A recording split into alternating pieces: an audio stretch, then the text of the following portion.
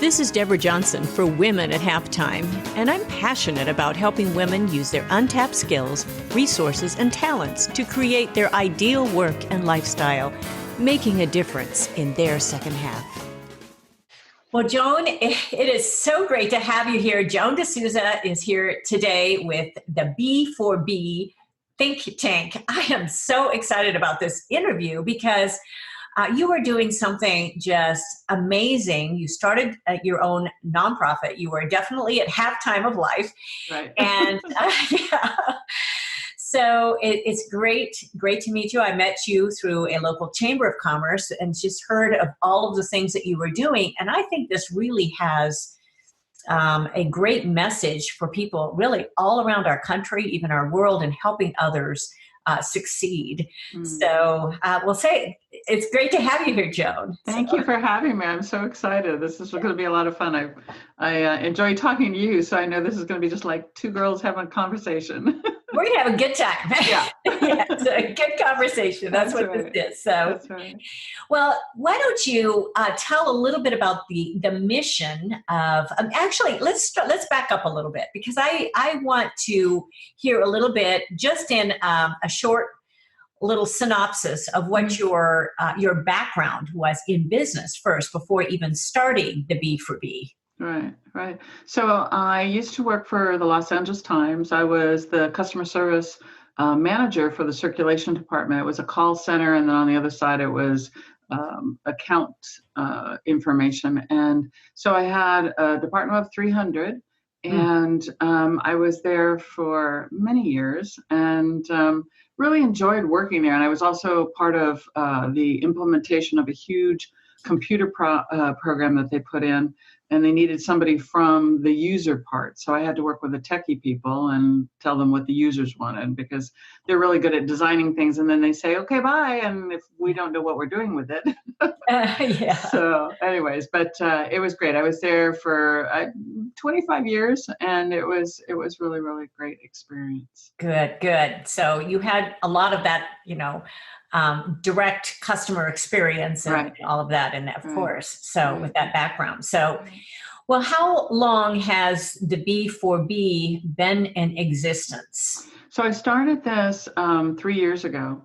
And I started it because at the time I had been the vice chair of membership on the board for the Pasadena Chamber of Commerce. And it concerned me that we would go and do ribbon cuttings and we would get, these new businesses started, and then we wouldn't either hear from them or we would find out that they closed or, and I just felt like we were losing some of these small to medium-sized businesses in all different categories of running a business. So I wanted to sit down and do what we used to do all the time before technology came in, and that was to sit down and talk with each other. So that's what I did. We started off with about 10 to 15 people coming every month.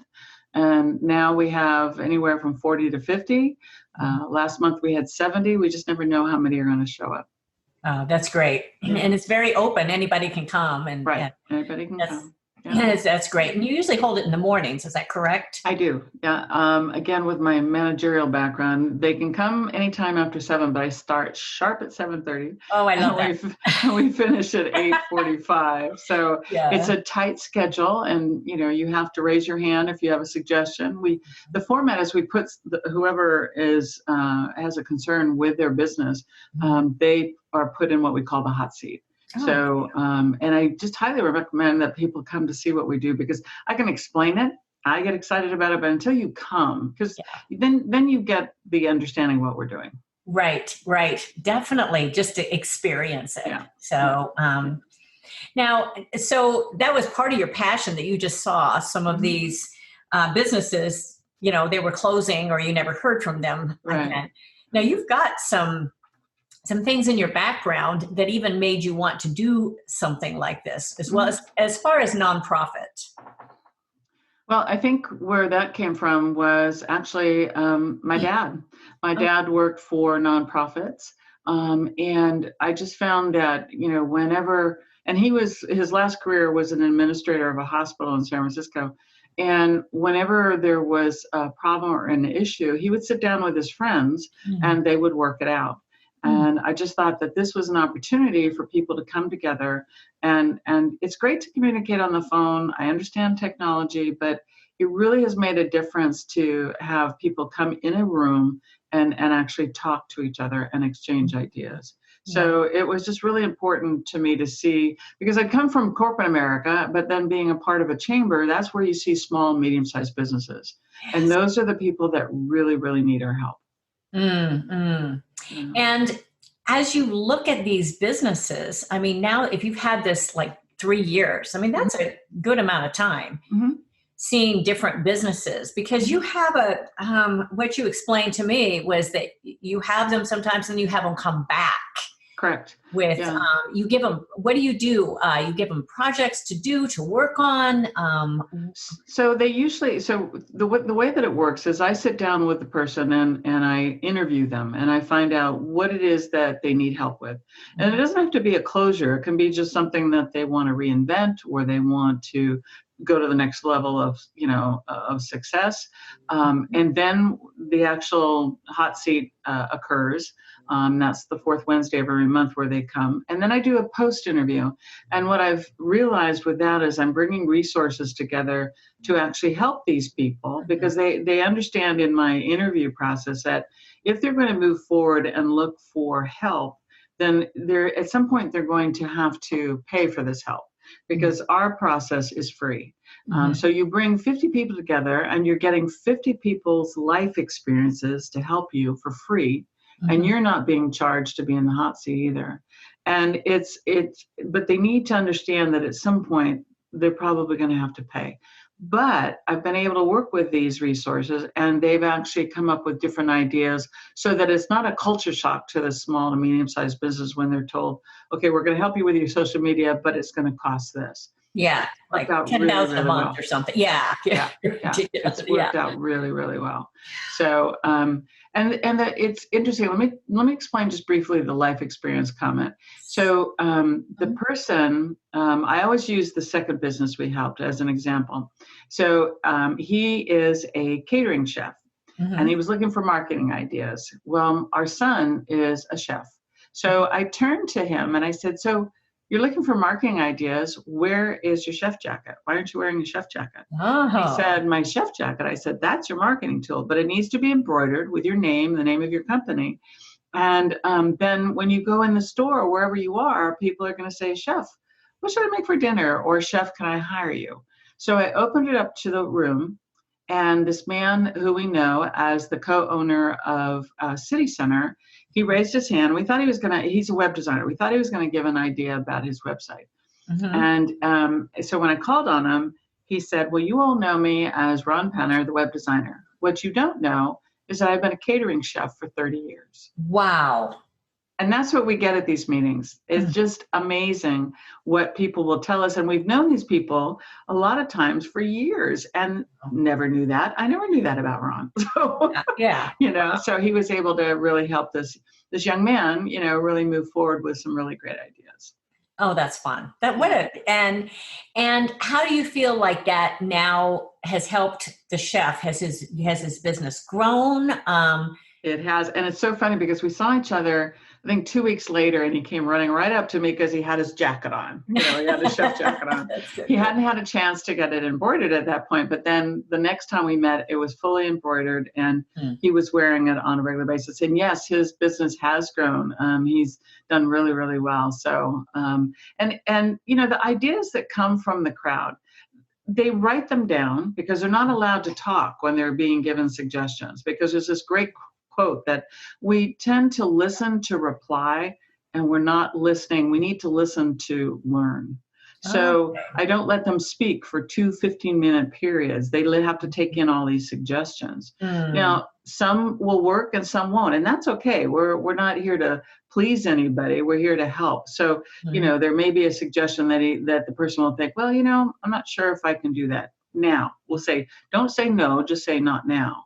Yes. So that's really been helpful to them, and they go back over the notes. So the people you were asking about earlier, the second time people, The ones that have done that so far have come back with a different concern, a different issue they need help with. For instance, the owner of Nothing Bundt Cakes in Pasadena came because she had not had experience with owning a franchise.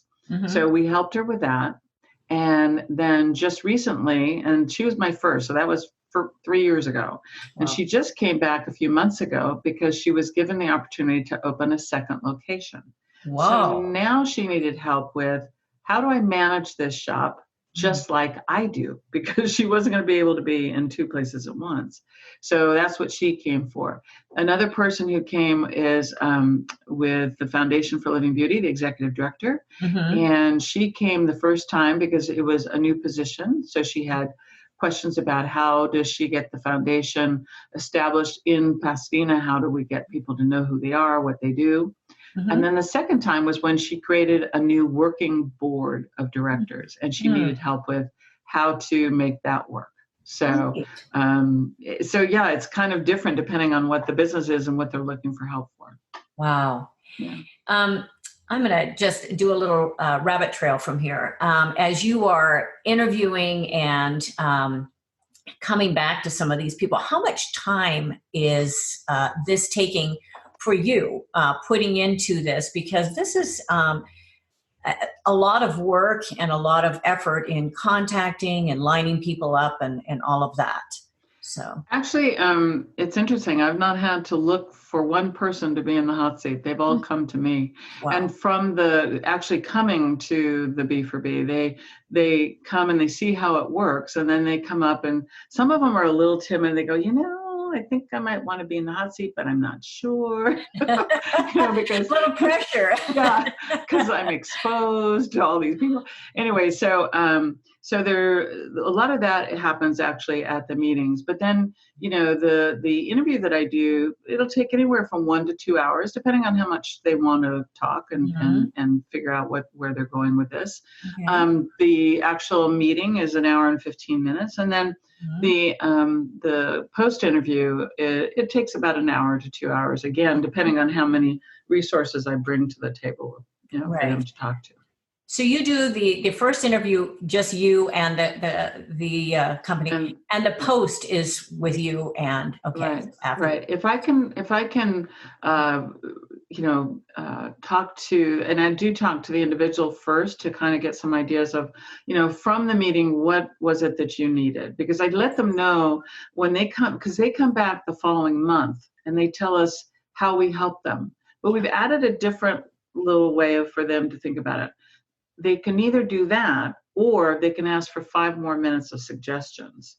So a lot of people have started to do that instead, because it's great for us to know how they did, but it's even better for them to get some more suggestions. And they may have come up with something new that they need help with, but they're only entitled to 5 minutes because that new month is for the new person in the hot seat. So I love the way that you have organized this. And again, it goes back to your background. But for you running this, it's on time, there's an agenda, and you're really doing so much because it frees you up, by doing it this way to really do well with, or really help a lot of people and having that structure in place. Right. Yeah, that's a great thing. So, so you shared a couple success stories, like the catering and the Nothing But Bundt Cake. How much fun is that to open a second location? And she was very excited.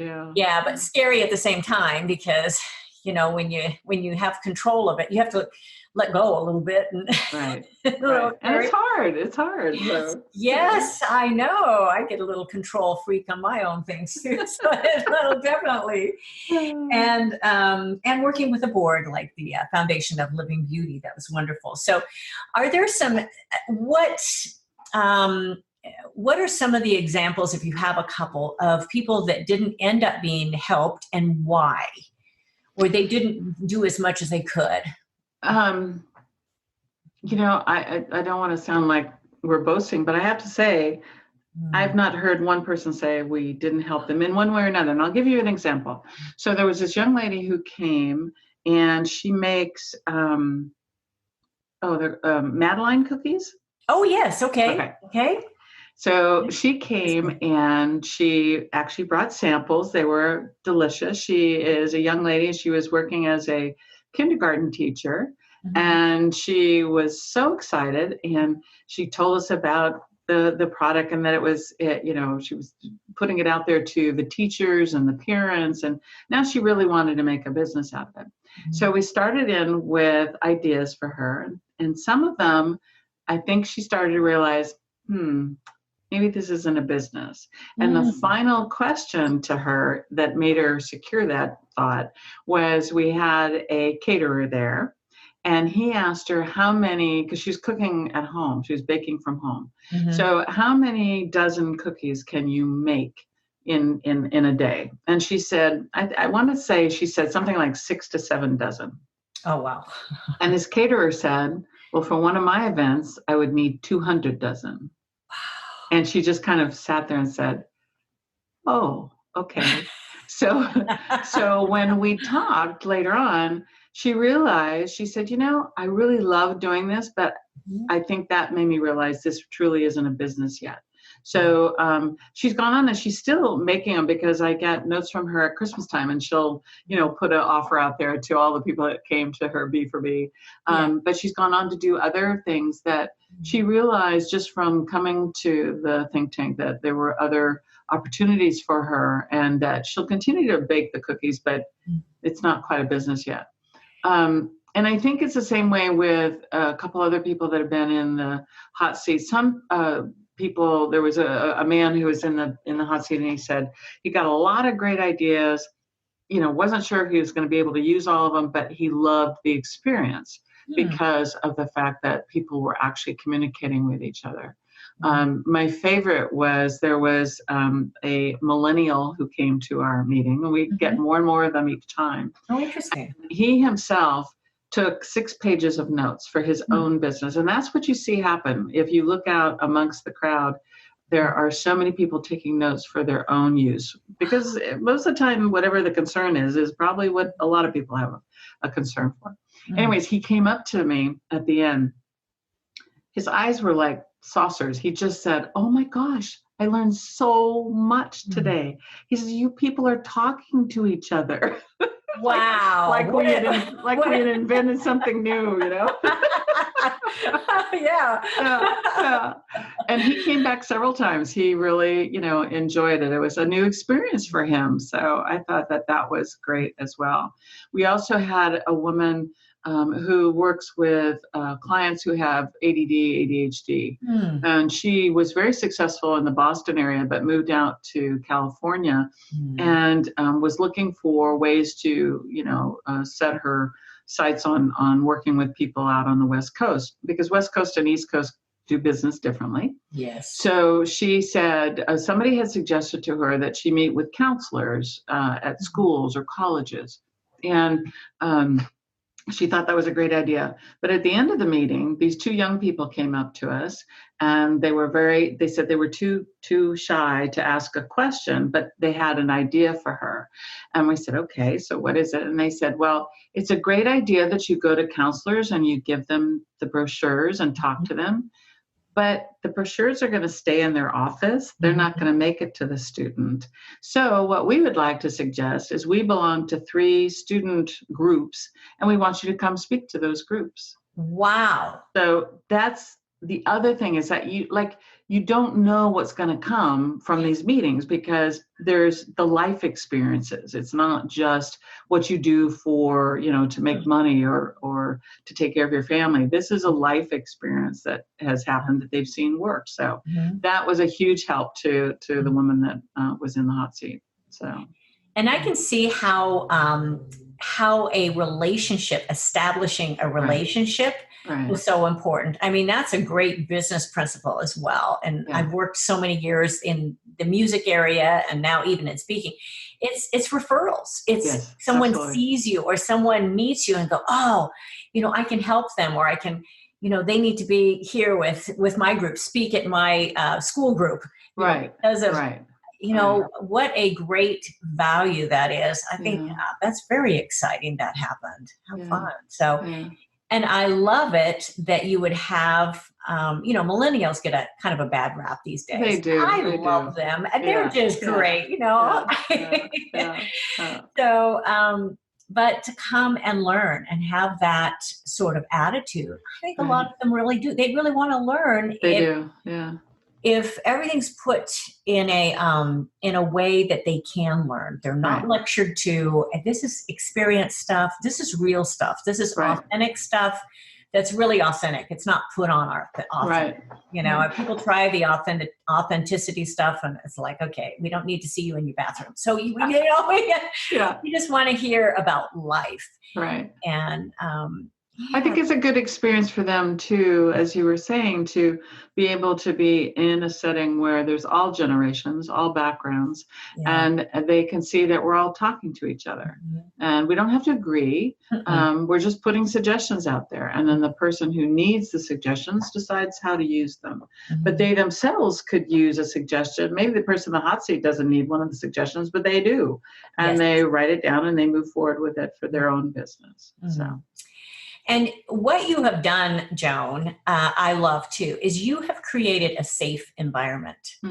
And that's an art in itself, because if you didn't create that safe environment, people wouldn't be willing to ask questions, because when you ask a question, that could be put down as well. Like, oh, well, that's kind of a stupid question. You do not do that. No, You'll see the line of questions disappear if that happens. So, but no, you have created a very safe environment and a place too for, the multi-generations to learn. And there are, our up and comings, very talented. They need to learn from those that have experience. Right. It's so valuable.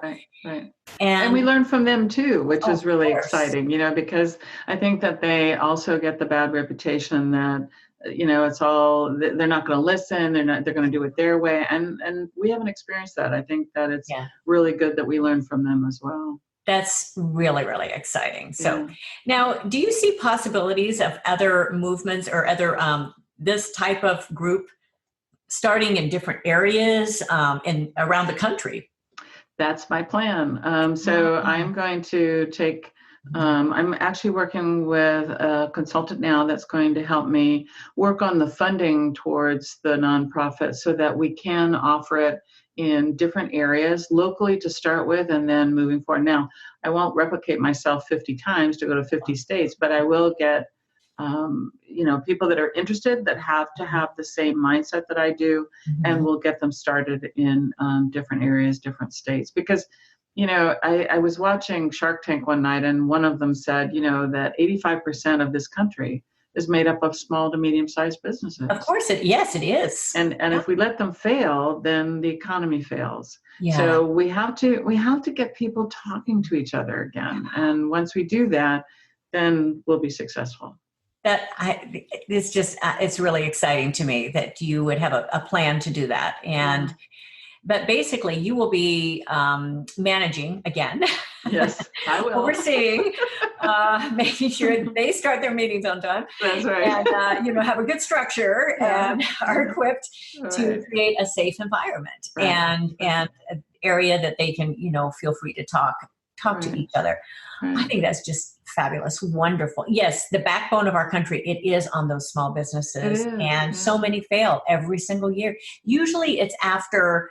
Statistics show they can survive for a little bit, but especially they're just dead after 5 years, especially or sooner. But that's really the big drop off. Well, and part of it is because I've seen that the small businesses in particular, they come with a great idea. Yes. And, but they don't necessarily have a business plan or a marketing plan or whatever else that they need in order to be successful completely as a business. And so it's really important, I think, that when they come to the think tank, that's when they realize, oh, wait a minute, like that young lady did. Yes. I love to bake. Everybody loves my cookies, but it's not quite a business yet. It's more of a hobby. So if we can do that, as you said, in a safe environment where you're not being put down, oh, what a silly idea. What were you thinking? We're not going to do that. We're going to support those people so that they can either move forward to make it a business or decide to put it on hold or not do it at all. So, and we need to continue to do that. It's just more of the talking to each other. Right, right. Well, how would someone even start? They would contact you, of course. Correct. Right. If they were local, they could come and check it out, right. and contact you directly. And Right. that's where really the your time, Yeah. you know, because you've got other life stuff happening. Yeah. And but what a great heart for this. And if this could be spread, you know, really across, you'd become almost like a little nonprofit franchise or almost. Yeah. I'm waiting for this consultant to explain all that to me, because coming from corporate America, you know, it's different working with a nonprofit, but I just love it. And I think that it's the nonprofits are, and Pasadena actually has a very large number of nonprofits here. Yeah, I really see that in that area, because Yeah. I've been to now a number of events. Just explain from your perspective the difference, because now you have really managed in the corporate, and now you are managing kind of a startup here in the nonprofit. But what are some of those differences that you have noticed and are applying?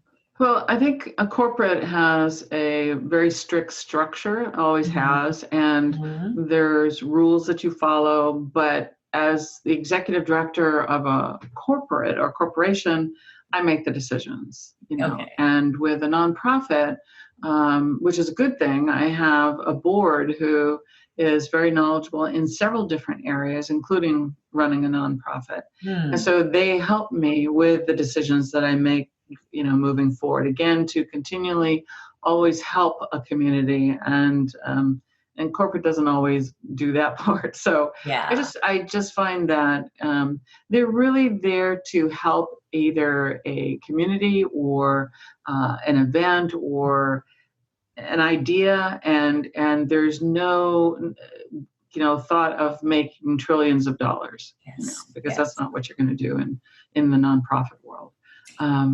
So I think it's possibly just the structure that is so different between corporate and nonprofits. Yeah, because both still have a mission. You've got the mission statement and all of that. But in the nonprofit, you're really mission centered. And it's not all, you have to stay afloat, you know, if you've got places, you have to rent venues, whatever you have to do. Sometimes you can get those donated as a nonprofit. Usually that'll be the case. Many times that'll be the case, but not always. So understanding how to keep expenses down and the whole thing. You're going to provide coffee, even that costs money. It's true. It's very true. It all does. I've lined up showcase rooms and everything else. You have to pay for everything, you know? Right. So, how fascinating. Well, how can people contact you with your, I mean, I can put a little link into our notes, everything to be able to contact you, but is there any other way to be able to look up this in Pasadena? But you have a website. I do. But, how do we find you? So if you go to the website, but I'm also on LinkedIn and Facebook and Instagram, and those are the three main ones that I use for the business for business. And the website actually has questions that you might typically have about what this is all about, and then answers that go with it. So that's the first place to start. And then just call me, and we would love to invite anybody to come and join us at the next B4B. That's wonderful. And kind of to reiterate, it's B4B, not B2B, because I made that mistake. It just comes out of my mouth. Well, and B2B is still used quite a bit for networking. Yes. And I purposely don't use the word networking in any of the material that I have for B4B, because we really are business for business. We're helping businesses. Do we network? Of course we do, but we don't. That's not our first and foremost, reason why we're a part of this. This is to help others, but by doing that, people find out about you and want to do business with you. So. Oh, that's great. That is so great. Well, Joan, this has been such a delight. Thank you. I really believe in what you're doing. I'm so excited. I come from a field that in the arts, and have produced and all of this, where you've got a lot invested, and how to really build that sort of business, a sustainable business. It's what I've learned from speaking so much, because it's more in the sustainability and the building of the business. And even though I've been in the music for so long and actually survived. Yeah. I know you're here to talk about it. Yeah, and worked, I tell you, continuously. So, and it's a gig economy. So it's just constant that way. So, and I can feel for the little Madeline Cookie gal who loves to do that in their kitchen. There's a lot of people who love to write songs in a little studio.